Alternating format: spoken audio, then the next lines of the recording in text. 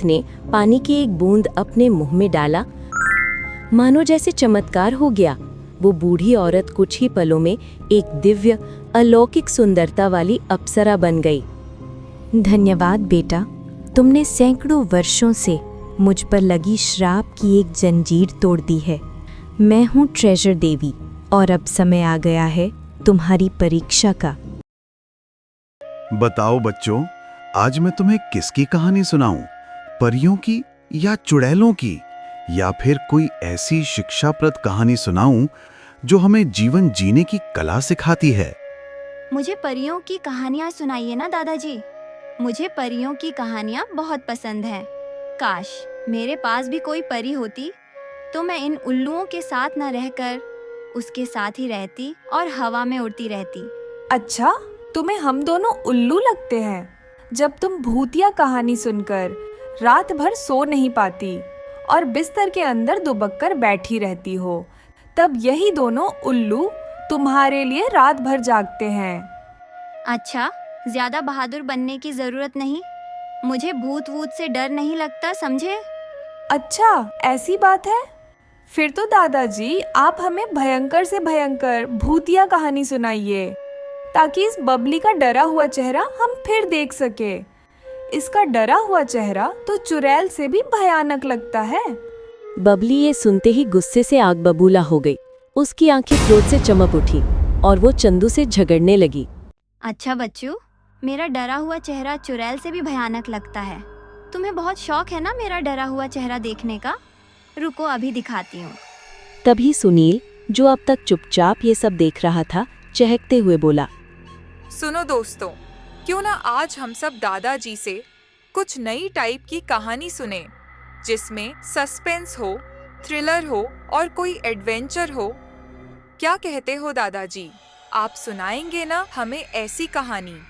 वैसे मैंने इस टाइप की कहानियां ज्यादा नहीं पढ़ी हैं बेटा, पर बचपन में मेरे पिताजी ने मुझे एक कहानी सुनाई थी।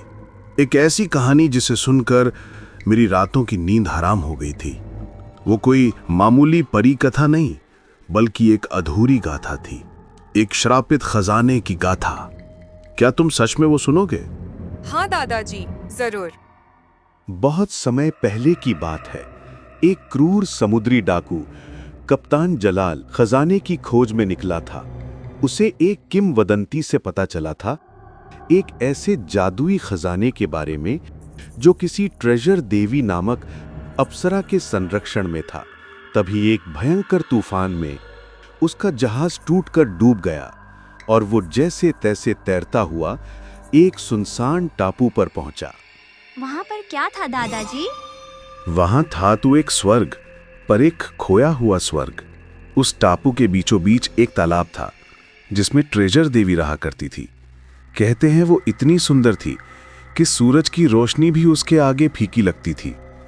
पर वो कोई मामूली परी नहीं थी, वो एक रक्षक थी, एक ऐसे खजाने की जो इच्छाएं पूरी कर सकता था, पर एक भयानक कीमत पर। कीमत? कैसी कीमत दादाजी? खजाना पाने के लिए उसे 3 सवालों के सही जवाब देने होते थे। गलत जवाब देने पर या खजाने की लालच में अपने साथियों को धोखा देने पर एक श्राप सक्रिय हो जाता था। डाकू कप्तान जलाल ने भी उसके सवालों के जवाब दिए, पर वो सही नहीं थे। तभी उसने लालच में आकर अप्सरा पर हमला कर दिया और उसके तालाब को सुखवाने की कोशिश की। तभी अप्सरा ने अपनी आखिरी शक्ति से उसे और उसके सारे गुंडों को पत्थर का बना दिया और खुद गायब हो गई।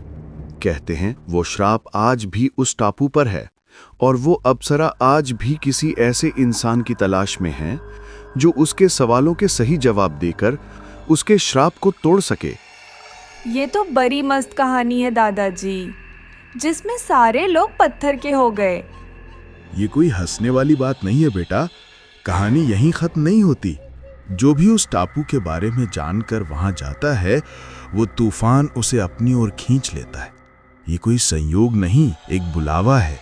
और कहते हैं अगर सूरज ढलने तक कोई उस अप्सरा के सवालों का जवाब नहीं दे पाता तो टापू समुद्र में डूब जाता है और सभी लोग मर जाते हैं। दादाजी की बात पूरी होते ही एक ठंडी हवा का झोंका चला जिससे तीनों के रोंगटे खड़े हो गए। अब बस करो, ये सब तो बस एक पुरानी कहानी है। अब मैं चलता हूँ, तुम सब जाओ, खेलो कूदो। ये कहकर दादाजी वहां से चले गए। पर उनकी कहानी का असर तीनों दोस्तों पर गहरा था, खासकर सुनील पर, जो अब भी कहानी में ही खोया हुआ था। मैं भी उस ट्रेजर देवी से मिल पाता, खजाने के लिए नहीं, सिर्फ उस श्राप को तोड़ने के लिए। सोचो कितना मजा आता। अरे बुद्धू, वो तो सिर्फ एक कहानी थी। और वैसे भी अब हमारे वैज्ञानिकों ने इस धरती के चप्पे चप्पे को एक्सप्लोर कर लिया है। ऐसा कोई रहस्यमयी टापू नहीं है। तभी चंदू की नजर नदी में खड़ी एक सुनसान नाव पर पड़ी। अरे दोस्तों, वह देखो, सामने एक नाव खड़ी है। चलो ना, हम लोग नाव से थोड़ा घूम आते हैं। वैसे भी नौका विहार किए बहुत दिन हो गए हैं। तीनों दोस्त हंसी खुशी उस नाव में बैठ गए। शुरुआत में सब कुछ शांत और सुहावना था।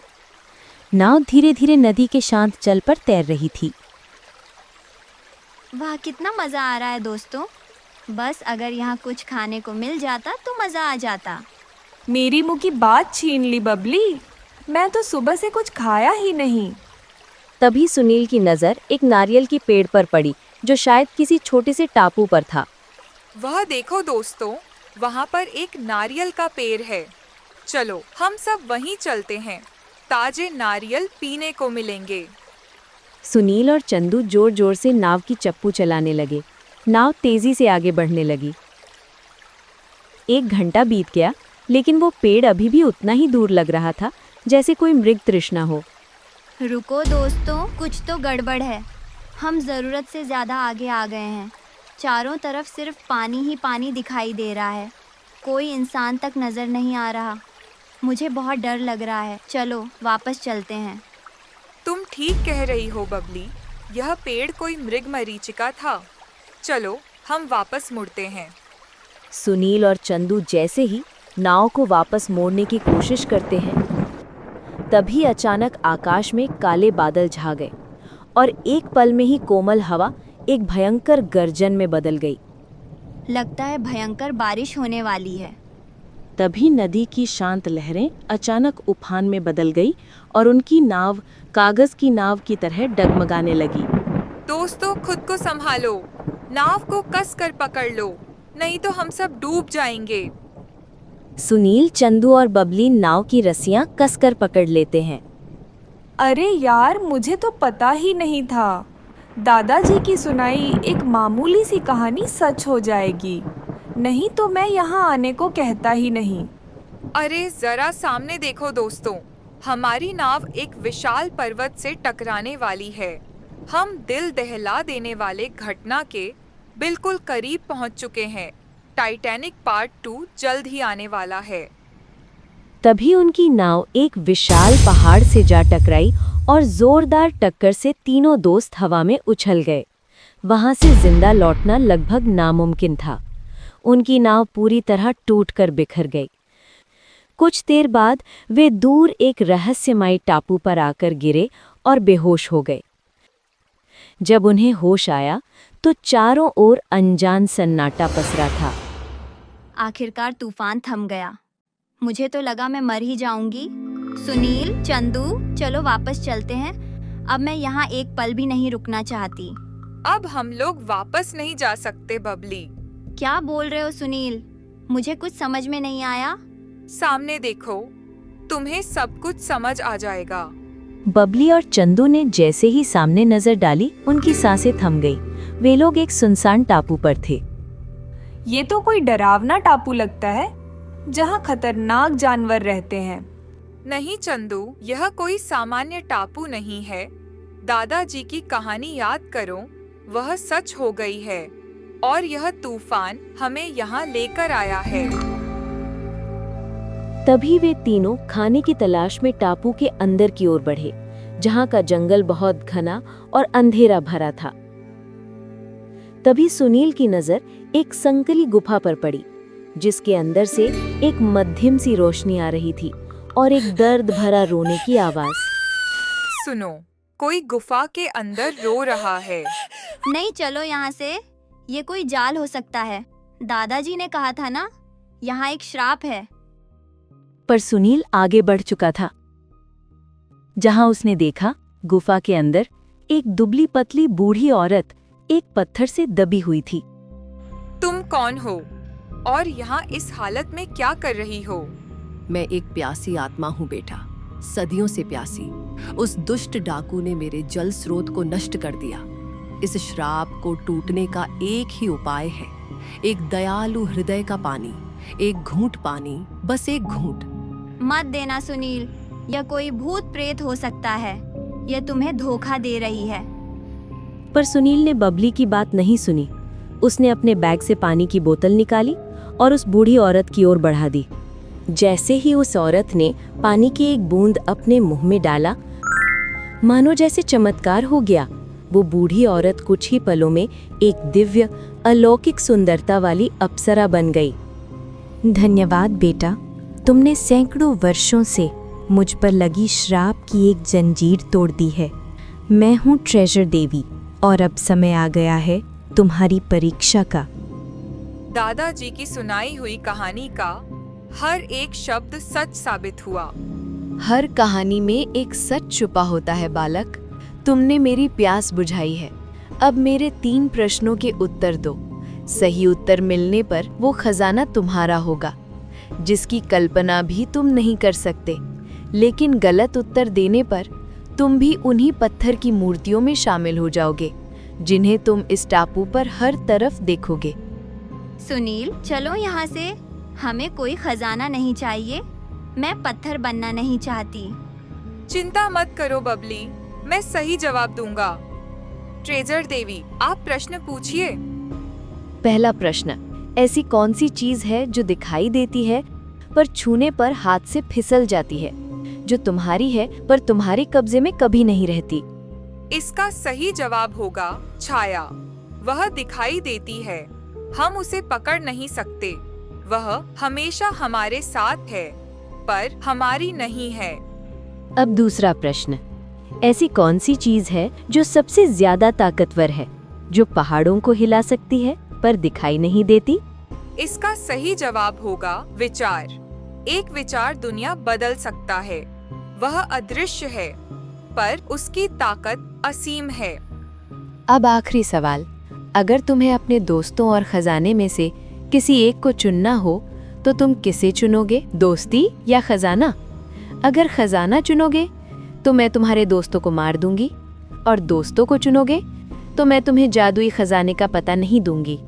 दोस्ती, क्योंकि खजाना तो किसी भी वक्त मिल सकता है, लेकिन सच्चे दोस्त कभी नहीं मिलते।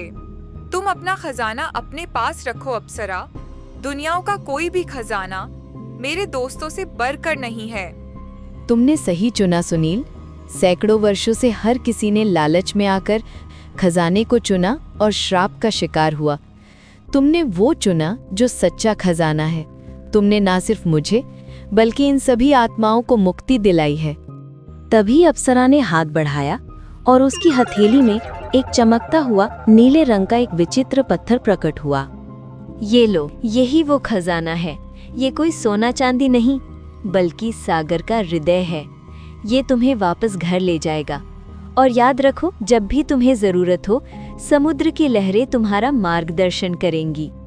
सुनील ने जैसे ही उस पत्थर को लिया, तभी अचानक एक चमकती हुई नाव प्रकट हुई, जिसमें ढेर सारा सोना चांदी रखा हुआ था।